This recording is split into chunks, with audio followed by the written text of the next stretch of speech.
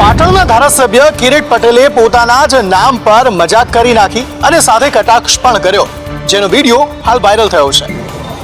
બધા એવી વાતો કરે છે કે ભાજપ પૈસાના જોડે ચૂંટણીઓ લડશે અને જીતશે। આ બંને ભામાચા બેઠા, મેં વચ્ચે બેઠા હતા।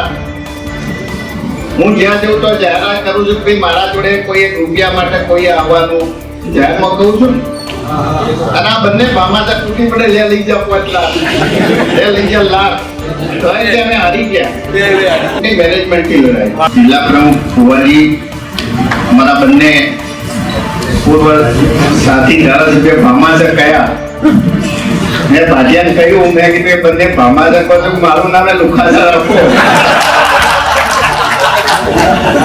હવે આ તીર તેમણે કોના માટે છોડ્યું છે તે તો જાણી નથી શકાયું, પરંતુ આગામી સમયમાં કોઈ નિવેદન કે પ્રતિક્રિયામાં જાણ થઈ જશે કે આ તીર કોના માટે છોડાયું હતું। કોંગ્રેસ ઉમેદવાર જ્ઞાનીબેન ઠાકોરે પોલીસ પર ગંભીર આક્ષેપ લગાવ્યા છે। જ્ઞાનીબેને કહ્યું કે કોઈ હપ્તો ના આપે તો તેની સામે કેસ કરાય છે। કોઈ પણ પ્રકારનો 2 નંબરનો ધંધો કરવાનો હોય એ પોલીસ સાથે મળી અને પોલીસના હપ્તા સાથેનો ધંધો કરવાનો હોય છે। એમાં જેને હપ્તો ના હાલતો હોય એના ઉપર કેસ થાય એટલે સમજી લેવાનું કે આણે કાં તો હપ્તો લેટ આલ્યો હોય છે અથવા તો પછી એથી થાતો ધંધાવાળો હોય છે, એથી પછી એના પૂરામાં નહીં આવ્યો હોય। આનું પોલીસને આપણે પૂરું કરવા, સરકારને આપણે ટેક્સ આપવા। આ વાત છે ગુલાબભાઈએ ડેરીની ના બધી વાત કરી, તો હવે તો ડેરીમાં એવું થઈ ગયું કે તમારા પગારના પૈસા આવે એ તમારે ખાતું ફરજિયાત બનાસ બેંકમાં રાખવાનું, તમારે જે બેંકમાં રાખવું હોય એમાંય ના રાખી ગયો। કોંગ્રેસ લોકસભા ઉમેદવાર જ્ઞાનીબેન ઠાકોર થરાદના અજાવડા ગામે સભામાં જાહેર મંચ પરથી પોલીસ અને બનાસ ડેરી પર આક્ષેપ કર્યા છે। કહ્યું, બનાસ ડેરીમાં એવું થઈ ગયું કે તમારા પગારના પૈસા આવે ખાતું બનાસ બેંકમાં રાખવાનું, તમારે જે બેંકમાં રાખવું હોય ત્યાં નહીં। લોકો પોતાની બેંકમાં દૂધનો પગાર પણ નથી લઈ શકતા। આપને જણાવી દઈએ કે અજાવડા ગામે સભામાં જાહેર મંચ પરથી પોલીસ અને બનાસ ડેરી ઉપર જ્ઞાનીબેને આક્ષેપ કર્યા હતા। વિસાવદરની બેઠક ઉપર પેટા ચૂંટણી જાહેર ન થવાનું કારણ સામે આવ્યું છે, તેને લઈને ભૂપતભાઈએ કંઈક આવું કહ્યું। એવા ભારતીય જનતા પાર્ટીના પ્રયાસો રહેશે કે નિયત સમયે જ ચૂંટણી થાય। જે ચૂંટણી પંચે તારીખ નક્કી કરેલી છે એ તારીખે વિસાવદર વિધાનસભાની પણ ચૂંટણી થઈ જાય અને વિસાવદર વિધાનસભાની જનતા ધારાસભ્યથી વંચિત ન રહે એ બાબતમાં માનનીય CR પાટીલ સાહેબે પણ ગઈકાલે નિવેદન આપ્યું છે કે અમે એનો નિર્ણય કરાવશું, રજૂઆત કરશું। આપને જણાવી દઈએ કે વિધાનસભા 2022ની સામાન્ય ચૂંટણીના પરિણામ આવ્યા ત્યારે આપના ભૂપતભાઈ વિજેતા જાહેર થયા હતા। તેની સામે ભાજપના પરાજિત ઉમેદવાર હર્ષદ ત્રિવેદીએ પરિણામને પડકારતી ગુજરાત હાઈકોર્ટમાં પિટિશન કરી હતી। ભૂપતભાઈના ફોર્મમાં ક્ષતિ હોવાની ફરિયાદ સાથે ગુજરાત હાઈકોર્ટમાં પિટિશન દાખલ કરાઈ હતી। આ અંગે કોર્ટ કેસ ચાલી રહ્યો છે। હવે ભાયાણી પણ ભાજપમાં જોડાઈ જતા ભાજપના જ નેતા તેના માટે આડખીલી રૂપ બન્યા હોય તેવો ઘાટ સર્જાયો છે। આચારસંહિતા લાગુ પડતા ઝુંબેશ શરૂ કરવામાં આવી છે। ભાવનગરમાં પોસ્ટરો અને બેનરો હટાવી લેવામાં આવ્યા છે। ભાવનગરમાં પ્રચાર સામગ્રી હટાવવાની કામગીરી શરૂ કરી દેવામાં આવી છે। લોકસભા ચૂંટણીની તારીખોની જાહેરાતની સાથે જ દેશમાં આદર્શ આચારસંહિતા પણ લાગુ થઈ ગઈ છે। આચાર સંહિતા લાગુ થતાની સાથે જ જિલ્લાઓમાં સરકારી તંત્ર સક્રિય થઈ ગયું છે। શહેરી અને ગ્રામ્ય વિસ્તારોમાં પક્ષો અને ઉમેદવારોના બેનર, પોસ્ટર, હોર્ડિંગ્સ હટાવવાની કામગીરી શરૂ કરવામાં આવી છે। 300 પોસ્ટર, 257થી વધુ બેનર્સ દૂર કરવામાં આવ્યા છે, તો 652 વોલ પેઇન્ટિંગ્સ, ફ્લેગ, ચોપાનિયા હટાવી લેવામાં આવ્યા છે। કુલ 2837 રાજકીય પ્રચારની સામગ્રી હટાવી લેવામાં આવી છે।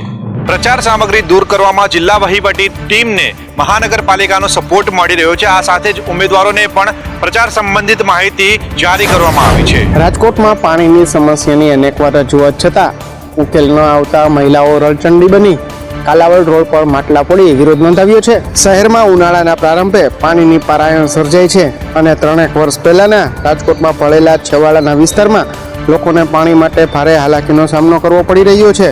ત્યારે આજે શહેરના મોટા મહુવા ખાતે પાણી પ્રશ્ને મહિલાઓમાં આક્રોશ જોવા મળ્યો હતો અને રણચંડી બનેલી મહિલાઓ દ્વારા કાલાવડ રોડ પર માટલા ફોડી ચક્કાજામ સર્જવામાં આવ્યો હતો, તેમજ પાણી નહીં તો મત નહીંના નારા લગાવવામાં આવ્યા હતા।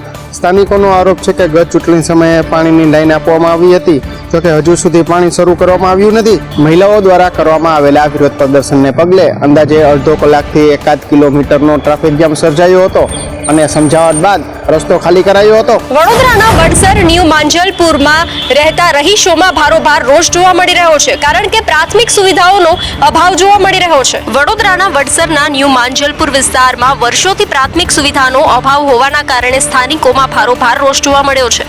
આ વિસ્તારમાં સ્ટ્રીટ લાઇટ, ગટર પાણી અને રસ્તાની પ્રાથમિક સુવિધા પણ તંત્ર દ્વારા ઉપલબ્ધ કરાવવામાં નથી આવી. પ્રાથમિક સુવિધાને લઈ સ્થાનિકો દ્વારા સ્થાનિક નેતાઓને અવારનવાર રજૂઆતો કરવામાં આવી છે, છતાં પણ આ વિસ્તારને સુવિધાઓ નથી મળી. પાણીની લાઇનના પૈસા ભર્યા હોવા છતાં પણ લોકોને પાણી માટે વલખા મારવા પડે છે. પ્રાથમિક અસુવિધાઓને લઈ મુન્દ્રા હાઇટ્સ, અંબે, અંકલોઈ અને સંસ્કૃતિ રેસિડેન્સીના રહીશોએ એકત્ર થયા હતા અને સૂત્રોચ્ચાર કરીને રોષ વ્યક્ત કર્યો હતો.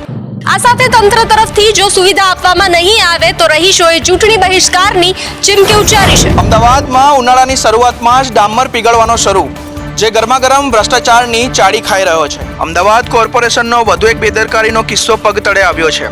હજુ તો ગરમી શરૂ થઈ નથી તે પહેલા રોડ પીગળવા લાગ્યા છે. તાજેતરમાં જ બનેલા રોડ પર ડામર પીગળતા હાલાકી સામે આવી છે. બોળકદેવથી દૂરદર્શન ટાવરને જોડતો આ માર્ગ છે.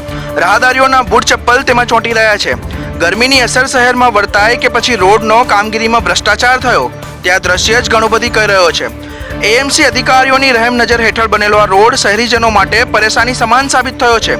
હવે અહીં સવાલ એ થાય છે કે આ રોડ બનાવવામાં લાલિયાવાડી છે કે પછી ભ્રષ્ટાચાર થયો છે. હવે અહીં સવાલ એ પણ થાય છે કે આવી કામગીરીને લઈને સત્તાધીશો મૌન રહેશે કે પછી કરશે કોઈ કાર્યવાહી. અમદાવાદના નિકોલમાં ધાર્મિક સ્થળના ડિમોલેશનને લઈને સ્થાનિકોએ વિરોધ પ્રદર્શન કર્યું છે.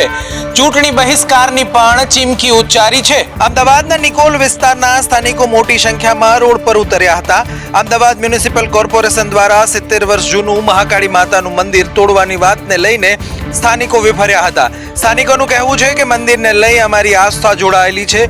જો મંદિરને કંઈ પણ કરવામાં આવશે તો અમે રોડ પર સૂઈ જઈશું અને વિરોધ કરીશું.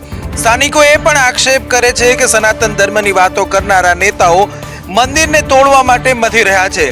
જો મંદિરને હટાવાશે તો અમે ચૂંટણીનો પણ બહિષ્કાર કરીશું અને તેનું પરિણામ ભોગવવા માટે પણ નેતાઓ તૈયાર રહે. હાલ તો મંદિર તોડવાને લઈને ચર્ચાઓ ચાલી રહી છે. ડિમોલેશન મુદ્દે સ્થાનિકો કહી રહ્યા છે કે આ મંદિર એક બે નહીં પણ 70 વર્ષ થઈ ગયા છે. આમ છતાં પણ તંત્રને ક્યારેય મંદિર દેખાયું નથી. હવે કોના ઈશારે આ મંદિર તોડવામાં આવી રહ્યું છે? ભાવનગરમાં એમડી ડ્રગ્સ મામલે મોટો ખુલાસો થયો છે.